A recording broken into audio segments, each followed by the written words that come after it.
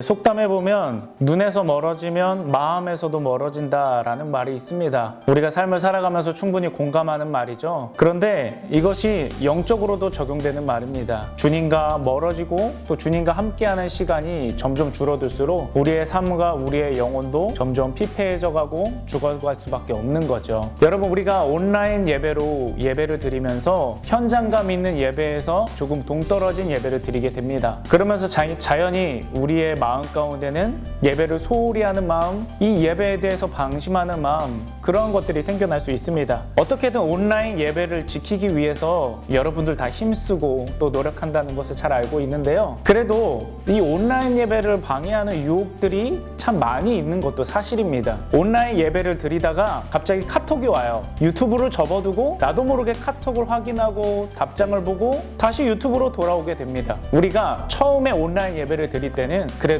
옷도 단정히 입고 또 세수도 하고 또 얼굴에 로션도 바르고 그리고 예배를 했는데요. 예배가 점점 온라인으로 진행되다 보니까 그냥 온라인 예배의 예절을 뒤로 하고 씻지도 않고 세수도 안 하고 눈곱 낀 채로 예배를 드리기도 하고요. 그냥 잠옷을 입고 예배를 누워서 드리기도 하고 그런 것들이 많이 있습니다. 또 여러분 잘 모르겠지만 유튜브를 보면요, 시청 지속 시간이 나옵니다. 여러분 그거 몰랐죠? 내가 얼마나 그 유튜브를 틀어놓고 오랫동안 시청을 하는지 그 지속 시간이 다 나와요. 그 시청 지속 시간이 길지 않을 때가 굉장히 많이 있습니다. 예배를 보다가 접고 다른 걸 하고 예배를 보다가 접고 다른 걸 하고 그런 것들이 굉장히 많이 있다는 거예요. 심지어 많은 그리스도인들이요, 온라인 예배로 진행된다는 이유로 예배를 그냥 지나쳐버리거나 소홀히 여기는 경우가 굉장히 많이 있습니다. 우리가 4주간이나 이렇게 온라인 예배를 진행을 하는데 우리의 마음을 바로 세워야 됩니다. 이런 시기일수록 더더욱더 하나님께 집중해야 되고요. 온라인 예배를 통해서 하나님과의 시간을 확보하는 것을 중요하게 생각을 해야 합니다. 하나님과 양보할 수 없는 교제의 시간,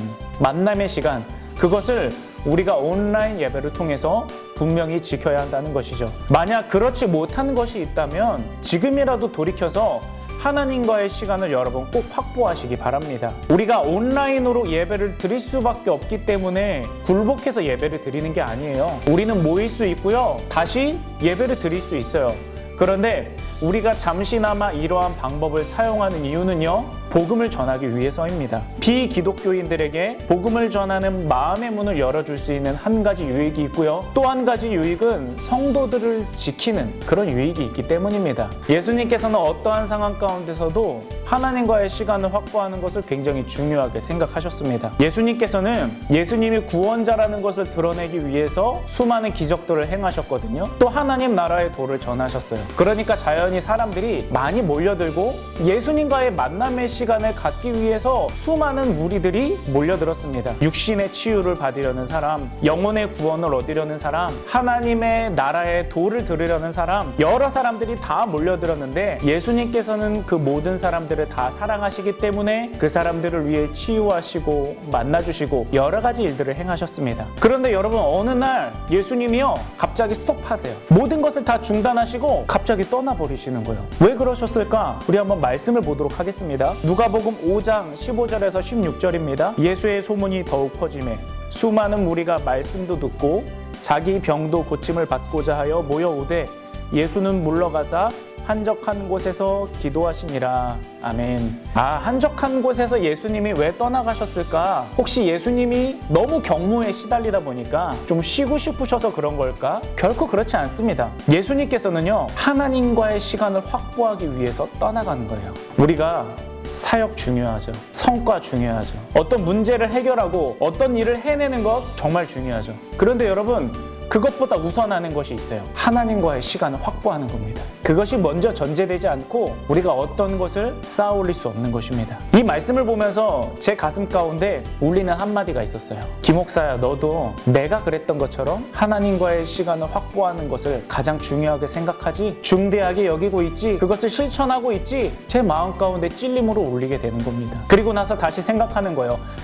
무엇보다 어떤 것을 해내는 것보다 하나님과의 시간부터 확보하자. 여러분 기억하십시오. 하나님과의 시간부터 확보할 때 비로소 하나님의 뜻을 이루는 사람이 될 수 있습니다. 내 삶이 하나님의 뜻을 이루는 하나의 도구가 될 수 있는 거예요. 예수님께서는 계속해서 이런 모습을 사역을 통해 끊임없이 보여주십니다. 누가복음 6장 12절엔 이렇게 기록되어 있어요. 이때 예수께서 기도하시러 산으로 가사 밤이 새도록 하나님께 기도하시고, 여기서 이때라고 기록하고 있죠. 이 이때라는 것은 무엇이냐면요, 안식일은 아무것도 하면 안 되죠. 제자들이요 너무 배가 고픈 거예요. 그래서 이삭을 잘라서 먹은 겁니다. 원래는 안식일에 그렇게 하면 안 되거든요.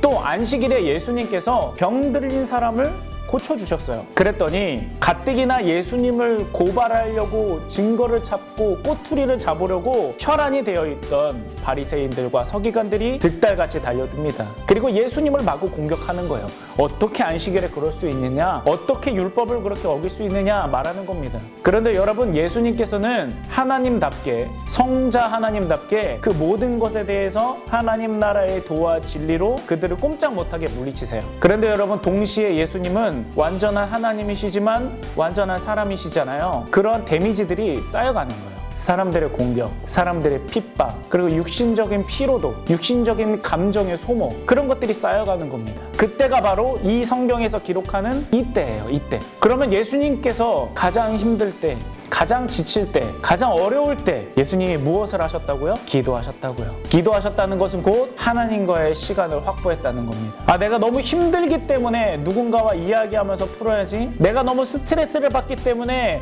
내가 좋아하는 것을, 어떤 것을 가지고 풀어버려야지, 중요하죠. 그런데 그것보다요, 하나님과의 시간부터 확보했다는 겁니다. 왜일까요? 거기서 회복이 있기 때문이에요. 예수님께서는 그토록 피곤하신데 어떻게 밤이 새도록 기도하셨죠? 그 시간에 치유가 이루어지는 거예요.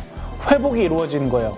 하나님의 능력과 하나님의 은혜와 하나님의 지혜와 하나님의 은혜가 풍성하게 예수께로 쏟아져 들어오는 겁니다. 예수님께서는 그 능력을 받들어서 나머지 모든 사역을 하나도 흠이 없이 완벽하게 이루어내실 수 있었다는 겁니다. 여러분, 이와 같이 하나님과의 시간을 확보하는 것이 가장 중요합니다. 거기서 회복이 이루어지는 거예요. 거기서 다시 일어날 수 있는 거예요. 마지막으로 한 가지만 더, 예수님께서 어떻게 하나님과의 시간을 확보하셨는가 한 가지 이야기만 더 말씀드릴게요.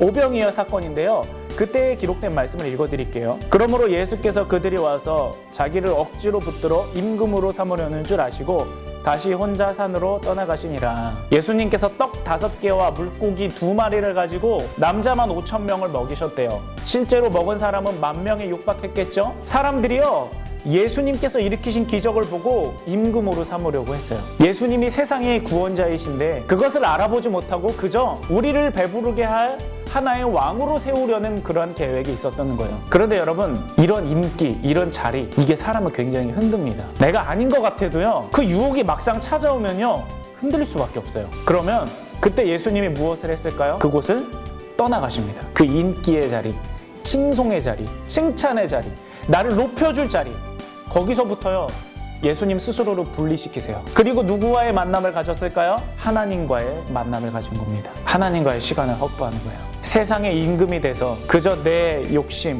그저 내 욕망, 그저 내 자랑, 그거를 만족시키는 걸로 끝나는 것이 아니라 예수님은요, 예수 그리스도의 십자가라는 그 한 점에, 그 사역의 정점에 집중하고 계신 거예요. 그것만 쳐다보고 계신 거예요. 그것을 흔드는 무언가가 있다면 당장 그 자리에서 떠나 하나님과의 시간을 확보해서 예수님께서 받으신 그 사명을 온전히 감당해 내신 겁니다. 여러분, 말씀은 결론 맺습니다. 하나님과의 시간부터 확보해야 됩니다. 풀려야 할 것이 풀리고요, 묶여야 할 것이 묶입니다. 다른 게 먼저가 아니에요. 다른 데서 능력이 시작되지 않아요. 하나님과의 시간을 확보하는 거. 그러면 여러분, 하나님과의 시간을 어떻게 확보하실래요? 온라인 예배를 통해 확보하십시오. 여러분이 그 온라인 예배를 통해서 하나님께 다가가고 하나님을 만나고 나에게 변함없이 영감을 주시고 응답을 주시고 해결을 주시는 그 시간을 반드시 확보해서 하나님께서 주시는 세심한 인도하심을 충분하게 경험하기를 주님의 이름으로 축복합니다. 아멘.